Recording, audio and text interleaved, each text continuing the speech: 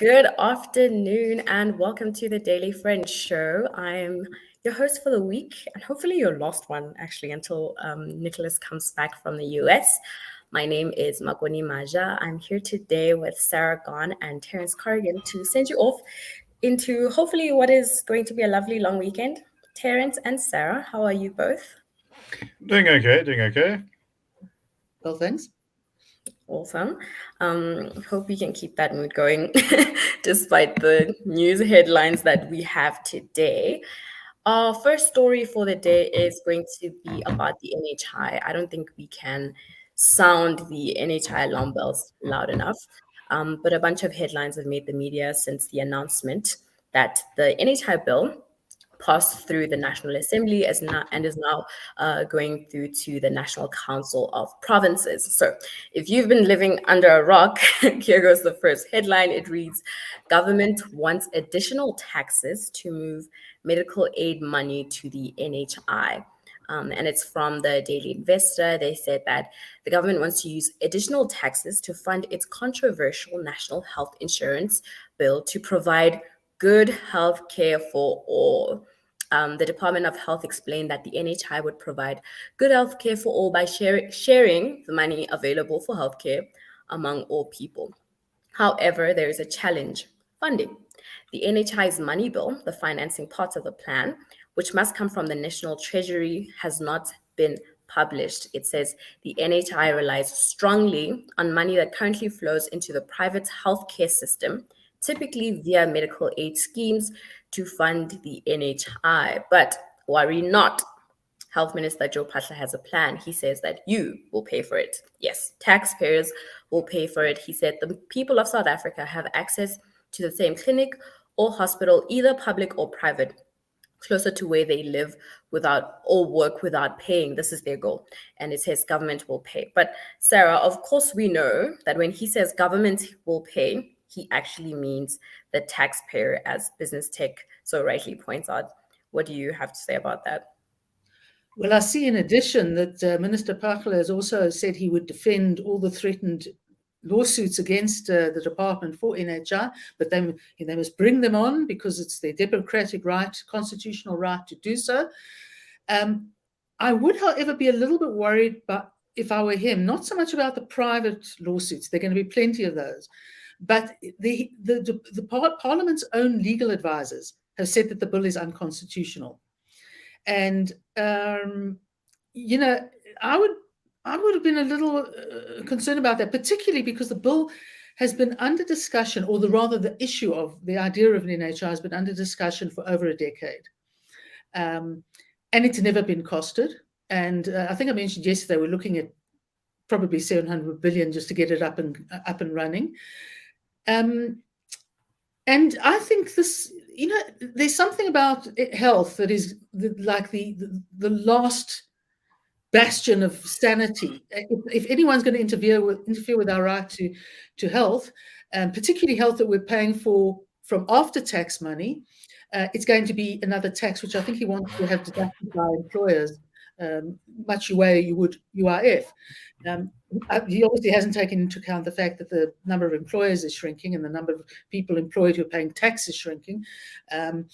It's a bit like it's sort of like a fairyland. It's not based in any sort of reality, and I think the reality that it's really not based in is the fact that it can't rely on every private hospital to provide the services needed. Although I think it's what they will try and do, but I think it's about over 80% of government hospitals would not qualify to be NHI hospitals.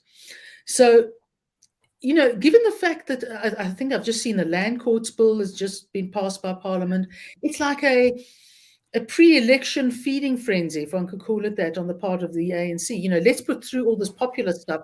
We don't care whether the people actually want it, like it, or care about it, but we can do it, and that's what we're going to do. So I foresee this may be the pressure on taxpayers that might actually cause that impossible thing called a tax boycott. Yeah, to Sarah's point, Terence, is this electioneering gone too far, given that we are ahead of the 2024 national elections? I particularly have been worried by some of the verbiage I've heard coming from both the minister and the National Health Insurance Deputy Governor, Nicholas Crisp, who actually said that about 550 billion is spent on healthcare last year, both in public and private sectors, and that of that 277 billion, which is just over half, was spent in the private sector alone, and that this was very wasteful, duplicative, and administratively intense spending, and that we can do without all that money and cover everyone. How have you been receiving a lot of the information and the assurances coming from both the minister and the deputy director general? Well, I don't know. I think that in the demented South, one has to be how can I put this delicately, cautious about accepting assurances. Look, something that I think we need to put up front. This is about the money. National health insurance per se is not about actually providing health care. It's about how you fund it. Now, sometimes this gets confused, that it's going to mean that your Netcare hospital becomes a state-owned enterprise. That's not what this leg of things is about. But this is about what seems to interest our government and ruling party most strongly, which is where is the money? Is this just electioneering? Well, I think that's part of it, but I don't think it's the whole story. This was first floated in, I think, 2009, although various permutations of this have this sort of idea have existed for a lot longer. South Africa, in a sense, does have universal healthcare. It's means tested, and you get to go to a government hospital and receive it on that basis.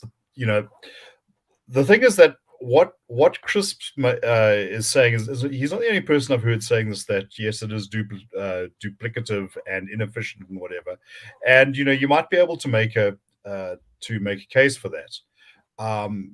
If indeed putting everything into one state pot was an efficient solution. I can't think of anything more dire or destructive than establishing what is essentially a state-owned enterprise. In fact, this is how you need to understand it. This is a new state-owned enterprise, no different from Eskom, whose only function will be to collect and spend money. If you can't see the danger in that, then you haven't been paying attention. It's not like when Eskom produces electricity, okay, you skim 90% off the top and use the other 10% to provide the electricity. This is purely about spending, about collecting and spending money. It's also one where you have what is probably seen, rightly or wrongly, as a bottomless pit. You've got everybody who can be coerced or taxed into healthcare, and yes, their plan, although they've never actually spelled out the funding, which is odd given that this is explicitly about, let me say this again, collecting and spending money is how they are going to actually collect and spend this money. But clearly putting your medical aid contributions into that pot is one way. So if you're spending, let's say, 4,000 or 5,000 rand a month on your medical aid, and this is a big expense for a lot of ordinary households. And in a sane society, we shouldn't be paying this sort of thing. But health does matter. It's one of those funny things. The idea is to sort of levy taxes that are going to redirect that. Now, if you want to spend, over and above that amount on top-up cover, maybe that's something that they will graciously concede. But if you want the heart surgery or whatever designated benefits they intend to provide, this will be the only way that they will be fundable in South Africa. And they'll probably point to a country like Sweden, which where you also have these sort of these sort of state-only restrictions. In Sweden, for instance, you can't get medication that is not approved on their national health system. But my point is always to say, well, if the Swedes will give us their civil service, well, maybe we can talk about it on that basis. Incidentally, South Korea, I think it took them 26 years to introduce a kind of an NHI equivalent.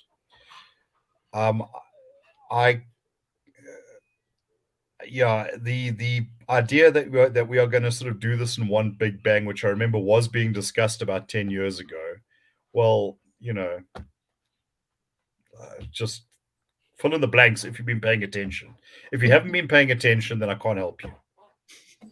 Terence, let me push you on that and say perhaps the minister is right in that if we all have our own medical aid service providers, then it is duplicative that every single person is having a different service provider administer their medical services to them.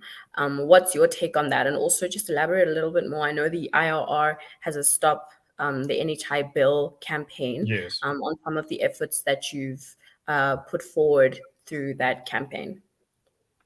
Well, look, as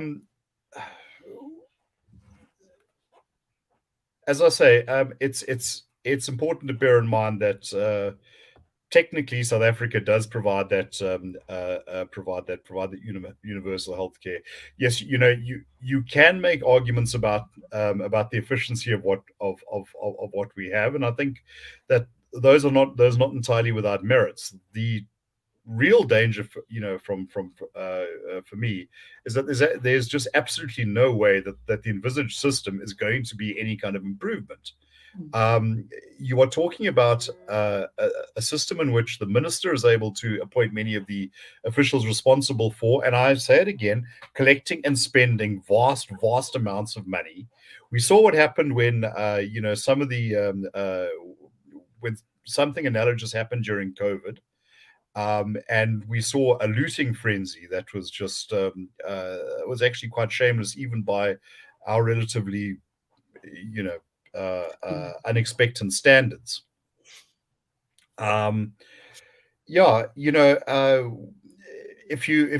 If you worried about the arms deal, or those guys were bikers. There was a couple of grip and fighters that they had, a few non-functional submarines that they had to skim off the top. And you worried about what happened with Eskom. Okay, that was just power. Who needs it? Think about this when it's like 9% of GDP. Remember that is going to be a quantum leap in taxation. Now I know some businesses have been saying, well, they should accept that there is a place for medical aids on top of the NHI. Well, I'm not sure what income bracket you fall into, but I think for most of us living in Mzansi, you can't, the sort of NHI levy or whatever they're going to call it, is going to just make that simply unaffordable, and NHI will be all you sort of have left. And I think that is the intention. Yeah, so we're sort of having our hands tied behind our back, being gagged and told to fight through this. Sarah, do you have any closing thoughts? Just a couple. First of all, remember that Joe Pakla, or whoever succeeds him, will be the single person who has the ultimate decision making on healthcare in South Africa, which should send shivers down our spine. The point that Michelle made about the CEO of Discovery saying, "Don't worry, don't panic," expropriating your medical aid fees is illegal. I agree with her. I think that's naive. But even if they don't immediately plan to expropriate or try to expropriate our medical aid fees, what business, and this business in particular, seems not to understand is the atmosphere, the anticipation of the possibility of this happening, that is almost as big a problem as it happening itself. In other words, once you've hit people with the provision of healthcare, it's in another league altogether. And I think I think Discovery's been. Let me put it this way: I'm waiting for the medical aid industry to show that it cares for its clients a little bit more than it cares for what government is going to steal from us. And if I can just say to everyone, please go to our page, irr.org.za, and have a look. There's a campaign, Stop the NHI, and we would value everybody's support on this. Agreed. We'll need as many people opposing this as possible. And to your point, Sara, it would be great to see medical aid insurance providers act in the best interest of their clients, with whom they cease to exist. Moving on to our second story for the day, we have a wonderful education report from the IRR making the rounds on the news. So the press briefing was held yesterday, but if you missed it, it did a bunch of news, including on The Citizen. I saw that there was a headline there saying, school vouchers, IRR proposes radical shift to overhaul ailing education system. And then the second one was from SABC News. It read that what kind of basic education is South African youth receiving? IRR's Caden Lang answers SABC News. Yeah, I thought Caden did a stellar job with not only providing and really showing the state of South African education system, but also to his point that the duopoly of education systems in South Africa did not necessarily end in apartheid, but that it persists today. So the report is titled Overcoming the Odds, Why School Vouchers Would Benefit Poor South Africans, and it's partitioned into 4 sections. The first 3 sections show you sort of education we have in the country. It points out in the first section the inequality crisis. In the second, it shows early grade literacy and numeracy and the poverty trap. The third, it says barriers to early grade literacy and numeracy. And in the fourth, it's that radical solution, which is interventions in the form of school vouchers. If I can just read some of the statistics addressed in those first 3 sections, really highlighting some of the issues faced in our public education systems. The first one says that in 2018, only the top 3% of South African high schools, the majority of which charge significant fees, produced more mathematics distinctions than the remaining 97% put together. The second shocking statistics reads that 48% of Black grade 3 pupils pass mathematics compared to 85 white pupils. In independent schools, 84% of grade 5s can do mathematics in accordance with international norms based on TIMSS data, compared to 67% in fee-charging public schools and 25% in no-fee public schools. I know Caden also shows how that distribution works across quintiles, that in the first 3 quintiles, people do not pay. Those are the non-fee paying schools. And only in the last 2 quintiles does one really have an obligation to pay for fees. Sara and Terence, you are both on the webinar launching this education report. Let me start with you, Sara. Quality of education is dire. Education vouchers are a radical solution. Do you think the government goes for this one, or does it just stay in the classical libertarian bubble? No, I think things are so bad that, let's put it this way, this government is not going to go for vouchers or anything else. Because again, I think it's by implication, it's about having less money in the central pot and more control of the money by the parents who have the vouchers. I don't see them going from it, just from a, somewhere in there, they've got to be losing money for a start. I think the problem also, though, is that on the very short term, for a lot of existing schools to be taken over for the voucher system, or new schools created, you are talking about repairs, renovation, building, etc. So there's that's got to come in as well, and I don't think that's coming. I used to do some work in Diepkloof, and there were 2 lovely primary schools within a few blocks of each other, and this is I have to say some years ago, so probably about 10 years ago. They closed them. I don't know. And that's a highly concentrated living environment. I cannot believe that there would not have been enough kids primary school age who could have used those schools. So that sort of thing is available, but it will take time, and it'll probably take private money to rescue.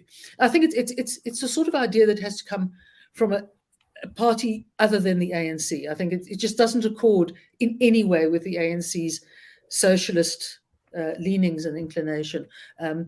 And the problem, of course, is that you have that mixed scenario where you have not enough jobs being created, and at the same time, what jobs there are that have to be filled, employers cannot find kids with the qualifications necessary to do those jobs. And it all comes down to the fact that at the end of the day, and Caden looks at it at some length, your formative years, your sort of grade R, even pre-primary education to the end of primary school, that's when the foundation has got to be laid. If it's not laid there, high school kids are going to struggle, and that's why you get large dropout rates or poor pass rates. Yeah, just speaking about also details about how much this voucher will be worth. Caden provides that it's essentially a universal bursary program, and it would be to the value of 16,000 Rand, which he says is roughly the equivalent of per capita government spending on a pupil today. Terence, do you have any idea how this amount was arrived at? Well, look, to answer your question directly, no. But all I can say is that Caden is a very conscientious young man, and I'm sure that he would have sourced that.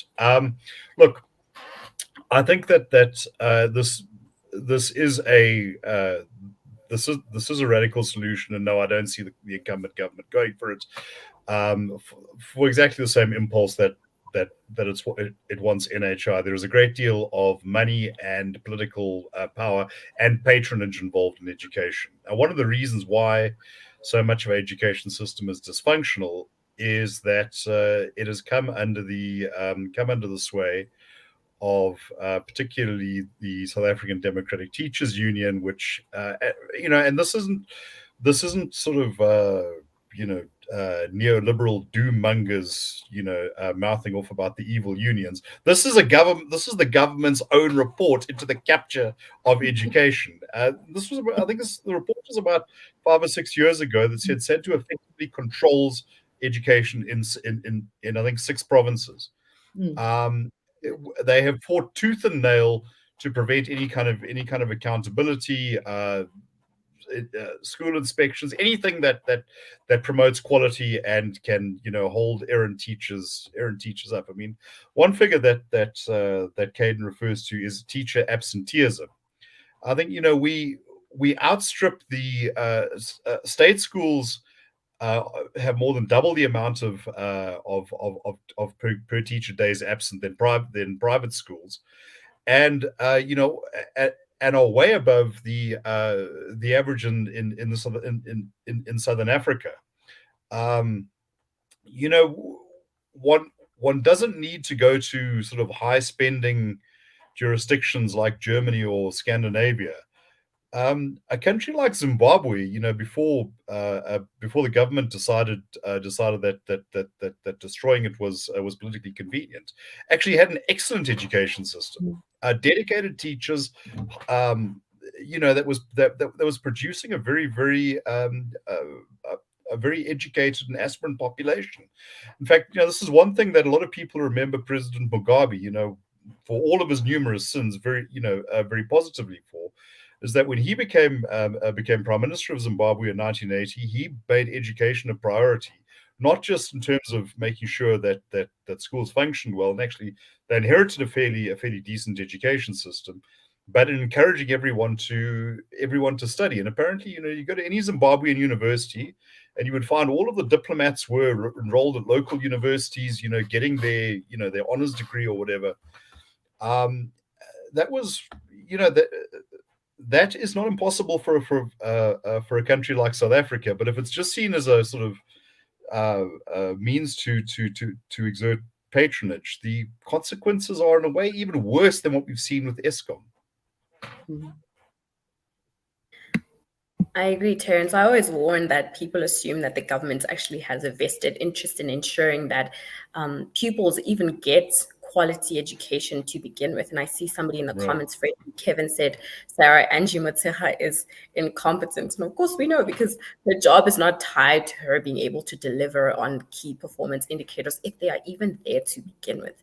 Between that and the incestuous relationships government has with trade unions, do you see a way in which education could improve in South Africa, other than, of course, through the school vouchers? Sorry, go ahead. No, No, sorry, you, please. it's a bit like the NHI. Like, there are a million ways to improve health without sort of bankrupting the entire country and actually make sure it gets done. You do have to emasculate a union like SATU. It's going to be tough. It's going to be horrible, but you do have to. I mean, that's a stumbling block of the first order.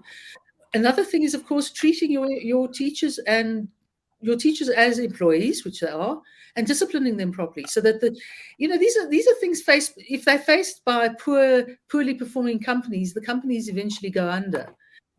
Part of the success of any organization is making sure that people are either self-disciplined, or where they are not self-disciplined, or the things come off for some reason, there are processes in place to deal with that. Now, they are in the public sector. They either just aren't, or since everything has to go through the provincial departments, you're long gone before you get the necessary result. And it's very important that your senior management at a school, like the principals and the deputies, have the responsibility for that. They must have the authority and they must have the power. And by all accounts, from research that the late John K. Berman did, the very good poor schools were about very dedicated, very hardworking principals who inculcated that into their staff. This is very true. So I actually shared this report with my mother, who is also a viewer of the show. So hi, Mom. But she also teaches at a quintile 1 school. And one of the things she said to me after sharing this report with her and suggesting the voucher system was that there are so many external factors that affect a student coming from this sort of environment where one would be going to a non-fee paying school. And one of the things she mentioned was, for example, child-led households, and whether proposals like this, though good, would address that. And in fact, we actually have a story queued for today about the teenage pregnancy crisis in KZN, where the KZN health minister, health MEC Nomagugu Simelane, delivered a stern call for parents to take a more proactive role in raising their children in an effort to mitigate the rising rate of teenage pregnancies. KwaZulu Natal has apparently registered 26,515 pregnancies among girls aged 10 to 19 between April and December last year. I mean, Sarah, this is a shocking statistic. It's not clear why teenage pregnancies continue to rise, despite the fact that it seems there are so many resources available out there for children to really make the right decision. Do you think this is a role for government, or do you, like the MEC, agree that parents need to really step up in this area? I think the government can play a supportive role, and it can be involved to some extent in education and providing other resources. But sadly, I think at the end of the day, it is parents, it is family, it is community. And presumably one's dealing with single parent households that can't cope with, particularly with dealing with teenagers. You also, I don't know, maybe mores have changed. Churches may or may not wield the influence they used to. But one of the really scary things are the number of kids who are impregnated by much older men on the basis that they support the family, they provide the economic, the financial needs. And horrible as it is, one can kind of understand why that would happen. But here, the role, I was going to say, of the police would be that if a man impregnates anyone from 10 to 16, which is what the ages seem to be, it's statutory rape. That's it. It is statutory rape. And until people actually start getting punished for it, sad as it may be for the finances of the family, it has got to be it's got to be dealt with as a crime that it is, and it's got to be it's got to be unattractive to guys with more than lots of money in their pockets. Closing comments to you, Terence. Grievous or huge consequences for people who act in teenage pregnancy. I think that look, I'm old enough to remember the 1980s, and something that left a big imprint on my mind was listening to an interview with the late editor of Sowetan Agri-Cluster. And he said that one of the great tragedies of South Africa was the way our family structures had fallen apart. He said that this is especially so given that all communities, white, Asian extraction, African, had very strong community family bonds. And I think a lot of this goes to the legacy of migrant labor, and it's sort of now 3-4 generations in. There was a report, I think, from Stats SA about 3 months ago that something like 2/5 or 40% or so of children only live with one parent, could be higher. I don't, that is a sociological crisis. I don't know how one deals with that. And I think one of the problems is saying, well, parents must step in. In many instances, one or both parents is just not around.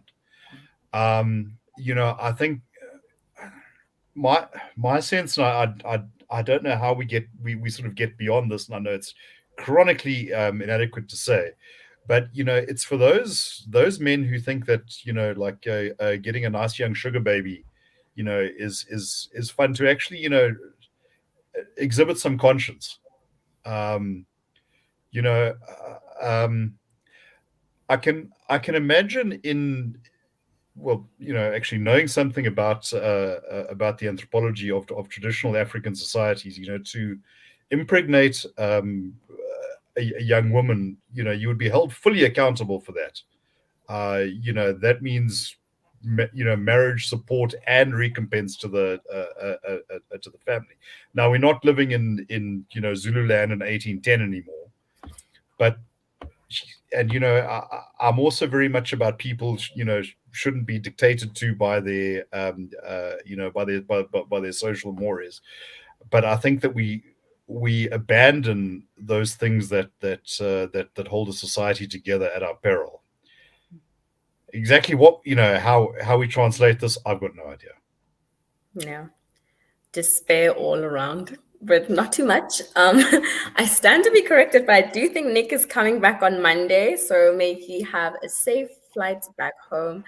We miss him on the side of the internet.